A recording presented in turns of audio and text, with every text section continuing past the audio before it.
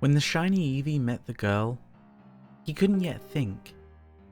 Just ideas in the form of an animal, made to go through the motions and put right where she'd find him. Her name was Beth, and she named him Mooney. All it took was a name to make him exist. He was instantly her favourite, rare in appearance and skilled in battle.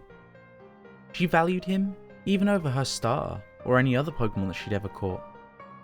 He was a symbol of incredible luck, despite being meant to be found by her from the start, and a whirlwind of destruction on the battlefield. He never understood the numbers which comprised his strength, but she barely understood either. She spoke to him often, about battles and adventure, praises and love, family troubles and sorrow. Over time, he became both a valued battler and a shoulder to cry on. He didn't, wouldn't, and couldn't judge her. She talked about things that he didn't understand, like car crashes or parental divorces. Sometimes she would express it as deep anger, venting the words she wished to say to those around her, with Mooney as a silent audience. It seemed like something she did without even thinking. It wasn't something that he could help her with. All he could do was strive to be his best in battle. There was something primal about the way he fought, begging, pleading to be brought out, scratching at the surface of his soul and crying that it was part of who he was. It powered his every blow, always but not quite drawing blood from those he faced. It was an intoxicating sort of feeling, and that's what scared him. The world he was in had a name, or so he had heard from her. Pokemon Murky Sapphire. Some sort of derivation of another world, much like it, but with little differences here and there. She had gotten it from another human, who had given it away for free with little explanation. She was quite pleased with it, albeit surprised that it had yet to turn out creepy like she had expected. But Mooney didn't really know why she'd expected it to. Beth poured her sentiments into the game, and Mooney soaked them up like moonbeams. He managed to speak for the first time upon evolving into an Umbreon, though the rings upon his body were silver instead of blue, shining like his celestial namesake. His first words were, "Thank you, Beth. I love you." Beth didn't really look happy. Mooney didn't understand. "Oh, I know how this is going to end now," Beth had said then. He wished that she'd explained. He wished he had asked her to explain. All the feelings that she had poured into the game, good and bad, were a part of him, and oh so confusing. He felt them as needles in his skin, warmth cracking through his fur, noise pulsing in his head.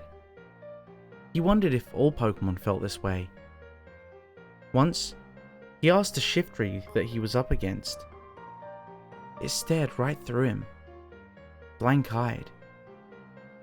He crept closer again to ask, and it didn't say a word as it attacked him thoughtlessly. That was the first time his predestined nature took the reins from him. He stood, trembling in the blood and what else was left of the Shiftry, for what must have been several minutes, unable to process what had happened. Beth was startled, but seemingly nothing more. The battle ended unceremoniously, and she commented that she was wondering when this would happen. She moved on, the Shiftry's trainer mourning in a plastic manner. There had always been something more detached about the way she acted to him after he'd killed the Shiftry.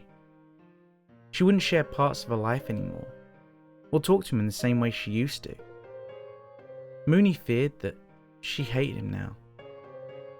But when he thought about the way she spoke and looked at him now, he realized it was something far worse. She saw him as a novelty now, waiting expectantly for the next time he'd talk, or the next Pokemon he'd kill. Just any way he'd go off the rails she thought had been set to at first. So, he gave himself over to his programming. He would tear apart foes instantly, leaving their bodies in increasingly gruesome and gory heaps. The more he did, the more it took for her to react to his actions. He had to wonder how the bodies looked on her side, because on his side, he felt so sick that he wanted to throw up. But Beth grew bored. "Is this all it's going to be now?" she had said after the battle in which Mooney had left half the route stained with blood. "Might as well just put you in the PC then." Mooney had never been in the PC before, and he wasn't sure he wanted to be. "Please don't put me in there," he had said. The game presented his voice in a sickly scarlet. "I'm sorry. I'll try to be more exciting for you." She had only been encouraged by this. She stuffed him into an empty box and left him alone. It was quiet and dark in there, but he found that he didn't mind. He could think about things other than the way flesh tore under his claws, or how easy it was to live on a murderous autopilot, or all the way to the same feelings that gave him muddled thoughts with his head. While he didn't know what Beth wanted from him, he could sleep now. But he went sleepwalking. He awoke to find more gore. Even now, he wasn't quite desensitized to it. In front of him stood a decapitated human, who he knew to represent Beth in the world of the game. He prayed that he hadn't somehow killed her real self. "This is what you get for abandoning me." Words that weren't his own came out of his mouth, running on the script he was born to follow. I'm sorry, please." He talked over his own voice, text boxes full of red words overlapping each other. "Now you'll have to love me forever." The other part of him, the part that couldn't think, continued on its pre-laid path, unable to comprehend that it was being interrupted.